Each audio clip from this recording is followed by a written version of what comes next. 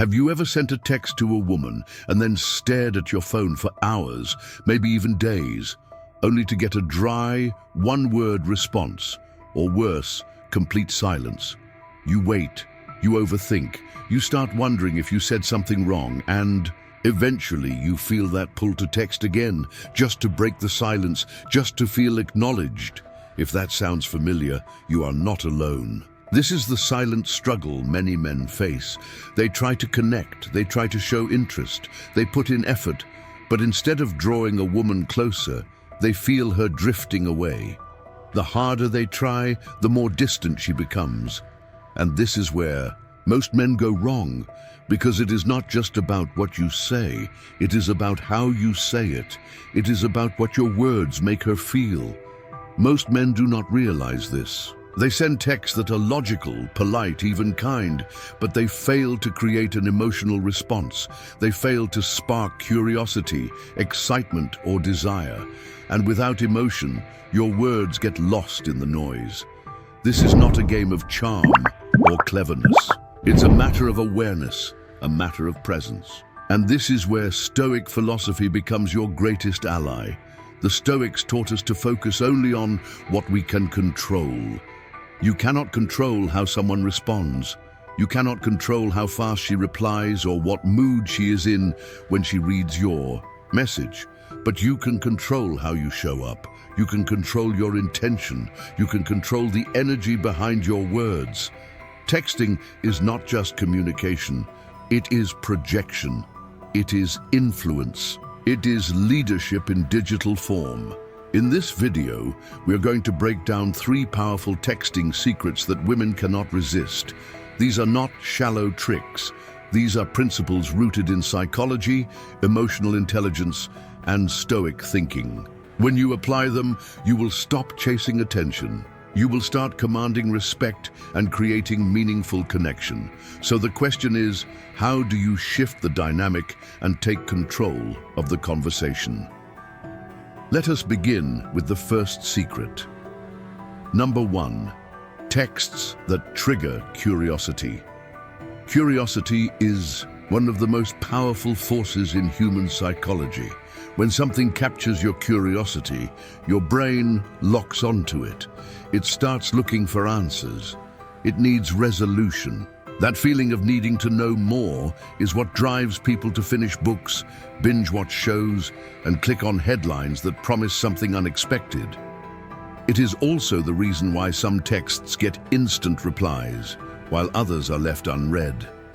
Most men do not understand this. They text in ways that kill curiosity from the start. They say things like, "How was your day? What are you doing?" Or "Hope you are having a nice weekend." These messages are polite, but they do not open any emotional loop. They are easy to ignore because they do not spark any desire to reply. Now, think about this. What happens when you receive a message like, "I just realized something interesting about you," or "You won't believe what happened today," or even, "You did something unexpected in my dream last night"? Your brain immediately reacts. You want to know more. You feel a gap, and that gap is what triggers response. This is where most men get it wrong. They give away too much too soon. They try too hard to sound nice, but they forget that mystery creates movement. The more you leave unsaid, the more she wants to know. Stoic philosophy teaches us something very similar. Marcus Aurelius said, "If it is not necessary, do not say it." That means you do not need to explain everything. You do not need to fill the silence. You do not need to prove your worth with words. You simply need to speak with intention. And when it comes to texting, the less you say, the more power your words can hold. The key is to write texts that spark a question, not texts that explain everything. Instead of saying, "I had a strange day," try saying, "Something reminded me of you today in the weirdest way. I want you to guess what it was." Now she is involved. Now she is thinking. Now she is invested. And when she replies with the question, do not answer directly. Keep her leaning forward. Keep her wondering. If she asks what happened, you can say, "It's a little strange, but let me ask you this first. Have you ever felt like someone crossed your mind right before something unusual happened? Now she is emotionally connected. She is not just replying, she is sharing. She is sharing. That is how you build chemistry, through curiosity. Most men rush the conversation. They try to impress too quickly. They try to keep her attention by texting more. But texting more is not the solution. Texting with intention is, you want to be the man who makes her stop and think. The man who interrupts her pattern. The man who makes her feel something she does not feel with other people. Every time you send a message, ask yourself this: does this make her curious? Does this open a question in her mind? Or is it just another message that will fade into the background? Curiosity is not about tricking someone. It is about creating an emotional opening. It is about leaving space for interest to grow. It is about understanding how the mind works and using that knowledge to build real connections. If you apply this, your conversations will shift. You will notice more engagement, more questions, more investment, and that is the goal. You are not trying to entertain her. You are trying to connect. Curiosity is the doorway. Walk through it with confidence. Number 2, texts that create anticipation. Curiosity gets her attention. Anticipation makes her stay. When a woman anticipates something exciting, her brain releases dopamine, the same chemical responsible for feelings of pleasure and motivation. That is why people look forward to vacations, surprises, and birthdays. It is not just about what happens. It is about the feeling of waiting for something good. Most men ruin anticipation without even knowing it. They give away too much, too fast. They send texts like, "I planned a fun date for us," or "I got you something today." While these messages are kind, they leave nothing for the imagination. There's no build-up, no tension, no mental engagement. She reads it, smiles politely, and never thinks about it again. But what if you learned to build suspense the right way? What if you made her feel excited every time your name appeared on her screen? This is where Stoic wisdom becomes useful again.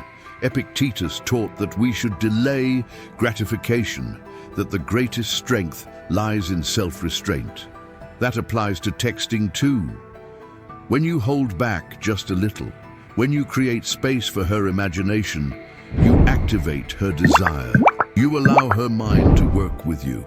Let us look at how to apply this. Instead of texting, "I got you something today," say, "I saw something that reminded me of you." They want to guess what it was. Now, she is not just receiving information. She is part of the process. She is involved. She has a reason to think about you, even when she is not replying. If you want to build anticipation, speak with direction, but never with full disclosure. Instead of "I have something to tell you," say, "If I told you what I just realized about you, you wouldn't believe me." Want to hear it? That kind of message makes her mind race. It makes her wonder. It makes her wait for the answer.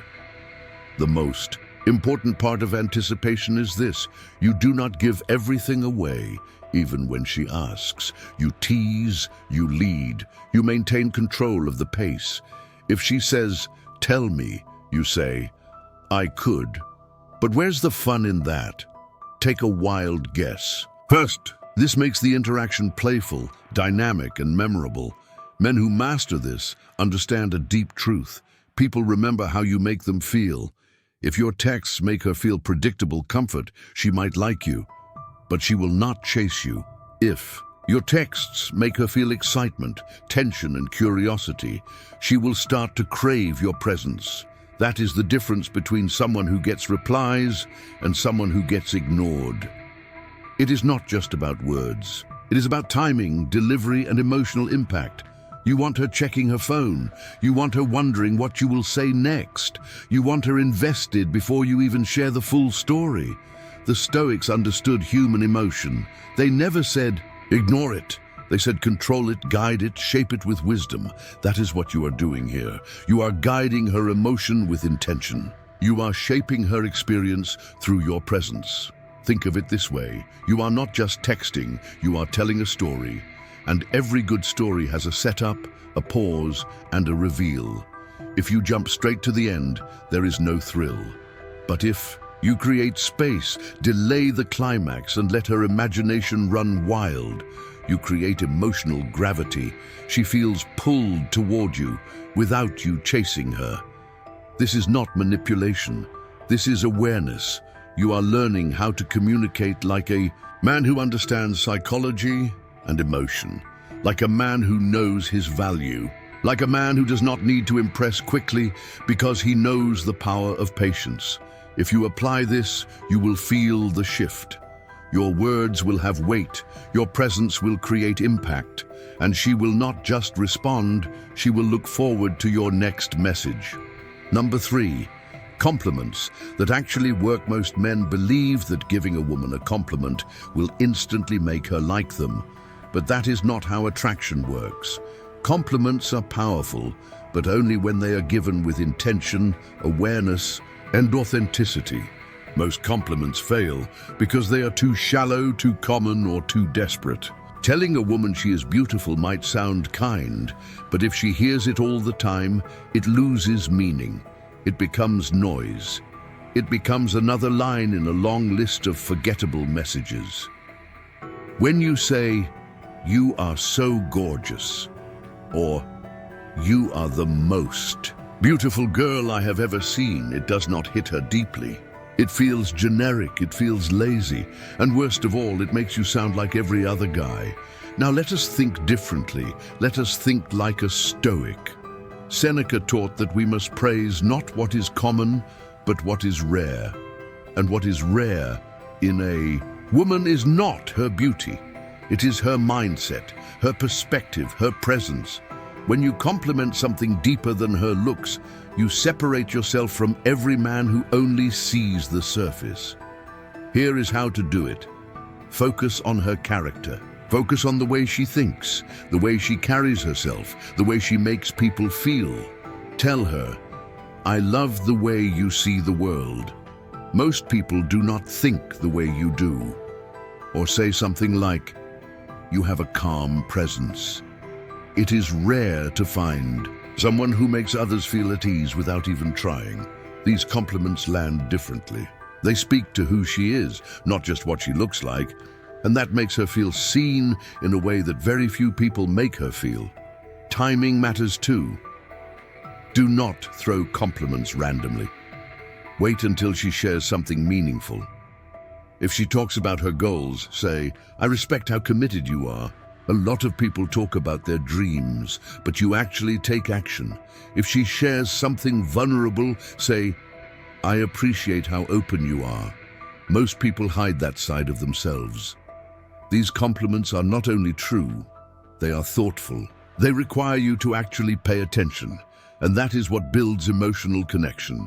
Stoicism reminds us to observe before we judge. Marcus Aurelius wrote that the quality of your thoughts determines the quality of your life.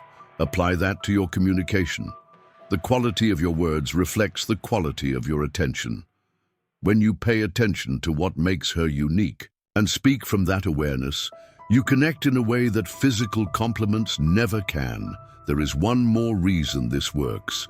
When you compliment her mind, her energy, or her behavior, you also reveal your own values. You show that you are not chasing beauty. You are attracted to depth. You value self-awareness. You admire discipline. You are drawn to what lasts, not what fades. That makes you rare. And women notice that. They remember the man who sees them for who they are, not just for how they appear. They remember the man whose words made them feel valuable for something deeper. This does not mean you should never compliment her appearance. It means that when you do, it should be specific and sincere. Not, "You are pretty," but "There is something about your smile that feels calm." Or the way you walk into a room shows confidence without arrogance. Every compliment is a chance to build connection or destroy it. Most men use compliments to seek approval, but the wise man uses compliments to reflect understanding. He is not trying to get something. He is offering recognition. Remember this, do not compliment to impress, compliment to express. Express what you see, express what you admire, express what matters. And you will find that your words begin to carry weight. She will not just thank you, she will start to look at you differently. When you combine all three principles, you stop being someone who texts for attention. You become someone who communicates with presence, impact, and clarity. Conclusion: the Stoic mindset shift now that you understand how to spark curiosity, build anticipation, and give compliments that make a real impact. It is time to tie everything together. Because at the core of all of this is not just texting, it is how you carry yourself. It is how you think. It is how you choose to connect with others. And that mindset is what sets you apart. The truth is, texting is not about being clever. It is not about saying the right thing to win someone over. It is about creating emotion. It is about understanding the rhythm of human connection. When you text, you're doing one of three things.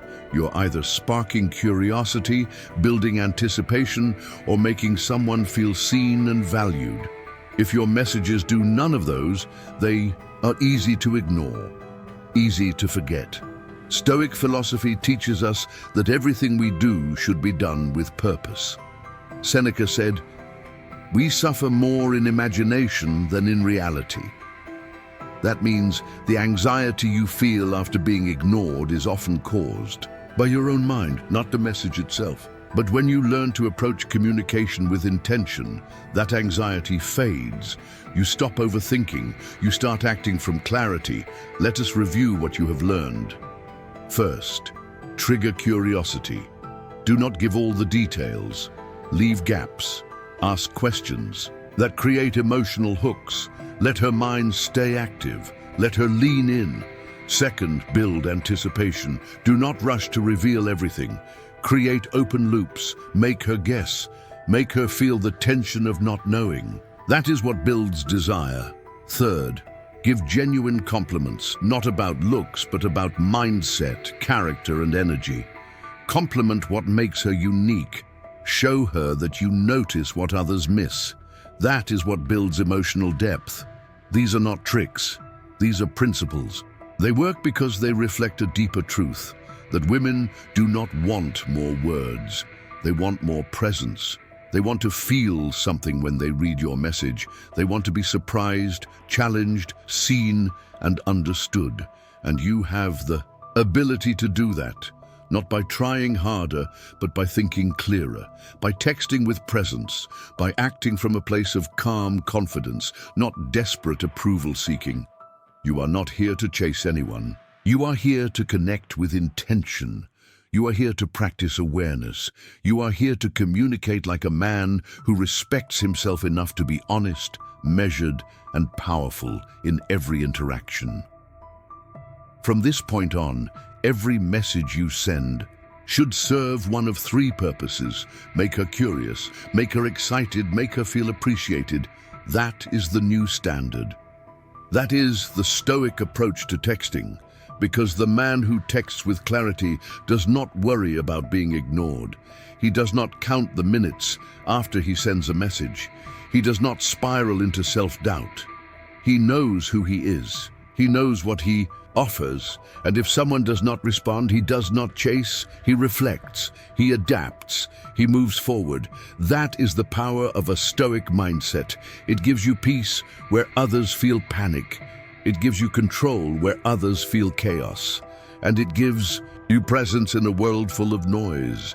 Texting is not a game, it is a skill. And when done well, it can build trust, attraction, and emotional connection. But only if you approach it with awareness, with discipline, with self-respect. Start practicing today. Do not wait for the perfect moment. Do not wait for someone else to change. You are the one in control. You are the one who gets to choose how you show up. And if you do this right, you will never feel ignored again. You will not need to.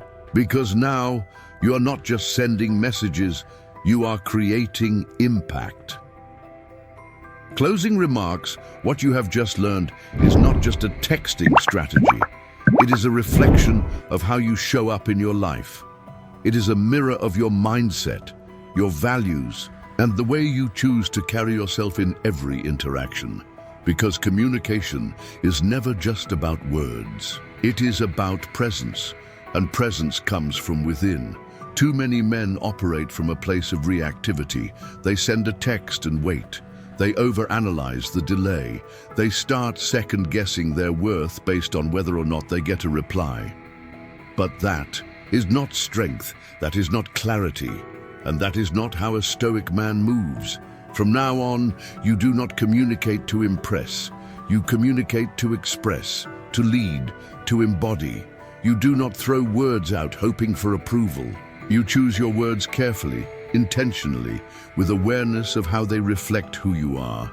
This is what it means to apply Stoicism in modern life. It is not about shutting down emotions. It is about owning them, guiding them, holding space. And for them, without letting them rule you. Marcus Aurelius did not teach us to withdraw from life. He taught us to engage with life from a deeper place. He said, "Waste no more time arguing what a good man should be one." That applies here. With every message you send, you are either reinforcing your values or abandoning them. You are either leading the conversation or reacting to it. You are either building connection or begging for validation. There is no in-between. So here is your challenge. Before you send your next message, pause. Ask yourself, does this reflect the man I am becoming? Does this message serve a purpose? Does it spark curiosity, build anticipation, or make her feel genuinely seen? If it does not, rewrite it, refocus. Speak from clarity, not from craving. Reset your standard, because you are not here to play small. You are not here to be liked. You are here to walk in your values. You are here to show up with quiet strength, not loud insecurity. And when you do, something shifts.